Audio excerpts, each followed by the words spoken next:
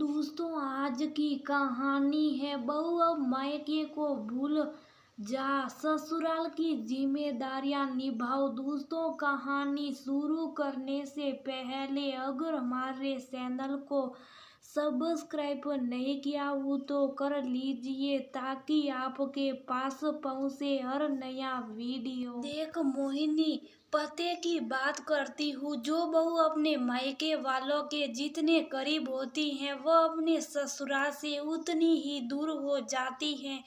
नई नई आई है, इतनी ढील मत दे। कमला जी ने समझाया। नहीं जीजी, ऐसा नहीं है।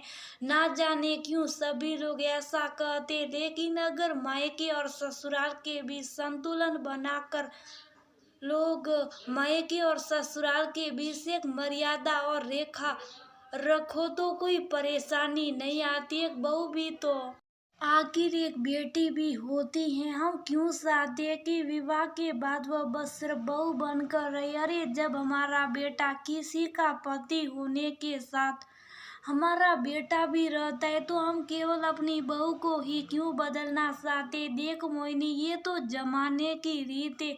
बेटा तो बेटा होता और बेटी तो हमेशा पराई होती। विवाह के बाद मायका भी पराया होता, पहले ससुराली होता है और पहला कर्तव्य और जिम्मेदारियां भी ससुराल की ही निभाई जाती हैं।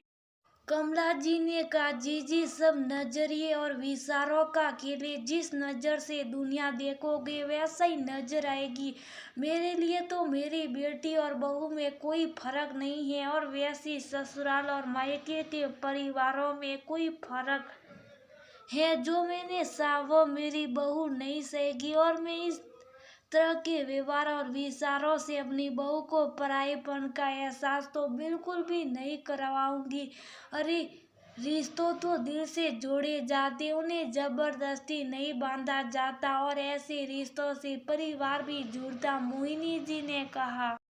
कमला जी ने थोड़े गुस्से से मोहिनी जी को देखा पर उनके पास कोई जवाब नहीं था। आखिर जिंदगी भर मोहिनी जी को मायके से दूर रखा। मोहिनी जी के दिल पर उस समय जो चोट लगी, उस समय जो महसूस किया, वह दर्द और दूरियां रिश्तों में भी वह नजर आई। चलिए छोड़िए जीजी, आपकी पसंद के कांदे के पकौड़े और पुदीने की खटी खटी चटनी बनाई है बहू ने और मैंने आपके लिए खास बेसन के लड्डू बनाए। जरा शक्कर बताइए कैसे। मोहिनी जी ने प्लेट कमला जी की तरफ बढ़ाते हुए कहा। हाँ मोहिनी, सुबह से देख रही हूँ सब्जियां काट रही है, साफ कर रही है, घर के दूसरे काम करवा रही है। अरे अब तो बहू आ गई है, आराम से बैठ, एक दूसरे का सहयोग तो कराना ही चाहिए, फिर चाहे सास हो या पति।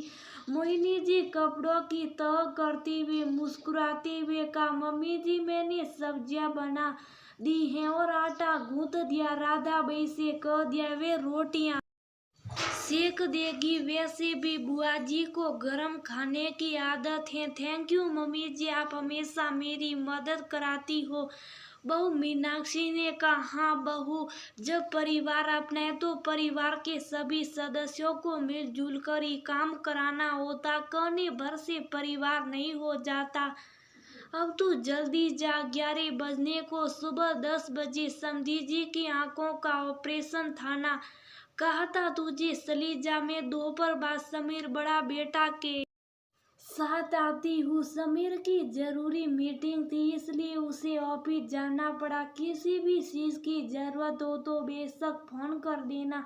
मयंक छोटा बेटा तेरे साथ ही वहाँ रहेगा। अच्छे से खा पी लेना। तू तैयार हो, जब तक मैं रोटियां बनाकर सबके लिए टिफिन पैक कर देती हूँ। मयंक से कह दूंगी फल रास्ते से खरीद लेगा। मोहिनी जी ने कहा। ओ मम्मी जी, आप कितनी अच्छी हो, कितना सोचती हो। मैं बहुत खुश नसीब हूँ कि मुझे ऐसा परिवार मिला। कहते हुए मीनाक्षी की आंखों में आंसू छलक आए। मीनाक्षी बुआ सास के पैर छूकर तैयार होने चली गई। मोहिनी, इतना क्या कर रही है बहू के मायके वालों के लिए। कमला जी ने कहा। बस जीजी, अब कुछ ना कहना। मेरे जख्म अभी भी गहरे। जब मेरे पापा का ऑपरेशन था तो आप और अम्मा जी ने मुझे जाने नहीं दिया था, क्योंकि किन्हीं दूर के सासा जी के यहाँ घर प्रवेश था और जब भी मायके में मेरी जरूरत पड़ती तो मैं कभी भी ससुराल की जिम्मेदारियों की वजह से जा नहीं पाती थी और अपने घर की शादी समारोह फंक्शन में तो बड़ी मुश्किल से कभी थोड़े समय के लिए ही शामिल हो पाती थी या कभी जा ही नहीं पाती थी, क्योंकि ससुराल के पास की नहीं दूर दूर के फंक्शन जो निभाने पड़ते थे। यदि आप लोग चाहते तो ऐसा भी हो सकता था कि दोनों जगह अटेंड कर ले, पर नहीं, वही सोच की बहू हो तो मायके को भूल जाओ। आप लोगों की इसी सोच की वजह से दोनों देवरानियां अलग हो गई। विवाह के बाद का समय बहुत ही महत्वपूर्ण होता है, जब एक बहू दिल से रिश्ते से जुड़ती है, पर ऐसा विवाह बहू को पराईपन का एहसास करा देता और फिर वह सागर भी दिल से रिश्ता नहीं निभा पाती, परिवार से जुड़ नहीं पाती। मायके के परिवार से दूर करके आप उसे ससुराल के परिवार और रिश्तों से भी दूर कर देते हैं। मोहिनी जी ने भरारी हुई आवाज में अपने आंसू पोंछते हुए कहा। कमला जी ने अपना सिर झुका लिया। सही कहा भाभी, शायद इसलिए अम्मा बाबूजी को साकर भी दिल से अपनापन ना मिल सका। वे हमेशा ही अकेले रहे। कहने को भरा पूरा परिवार है, पर फिर भी एक दिखावटी परिवार ही रहा। हम भूल ही गए कि परिवार में प्यार, अपनापन, सहयोग, समर्पण और विश्वास हो, तभी एक दूसरे से रिश्ते दिल से जुड़ते हैं। शायद इसलिए देर से सही, पर मैं भी अब ये गलती नहीं दोहराऊंगी। कहते हुए कमला जी ने अपना मोबाइल निकाला और अपनी बहू को फोन किया। हेलो बहू, तू अपने मायके चले जाना। तेरे मौसेरे भाई के बेटे का मुंडन संस्कार है ना। राघव बेटा को बोल दूंगी कि ऑफिस से गिफ्ट खरीदते हुए मेरे साथ वहीं आएगा, जहाँ अपने उस परिवार के साथ भी थोड़ा समय बीता। हेलो बहू। हाँ बहू, मैं तेरी सास ही बोल रही हूँ, रॉन्ग नंबर नहीं है, कमला जी ने हंसते हुए कहा। लो, मेरी बहू को लगा ना जाने कौन सी सास का फोन आ गया। सच में पिछले एक साल से उसने मुझे जिस तरह से देखा, उसके बाद अचानक से इतना कुछ सुनना, उसे तो अपने कानों पर ही यकीन नहीं हुआ। कमला जी ने हंसते हंसते हुए कहा।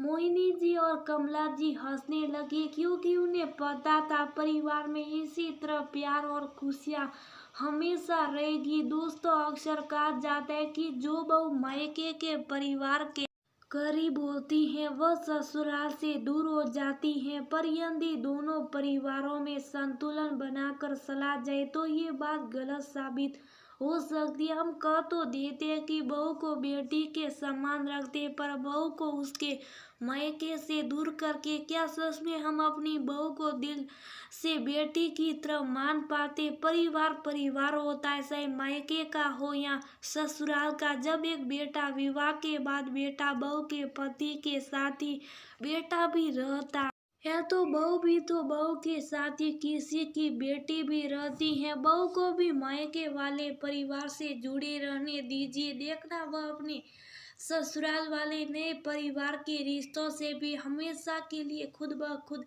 दिल से गहरे जुड़ जाएगी। तब कोई नहीं कहेगा कि जो बहू मायके के करीब होती है वो ससुराल से दूर होती है।